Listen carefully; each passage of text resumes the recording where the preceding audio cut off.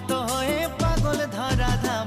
গৌর হে গৌর হে, গৌর আনলো মধুর নাম। আরে বাবা নেবু কত বলো। পাগল ধরা ধাম। গোপাল সোনা তুমি কি করছো? 100 টাকা করে।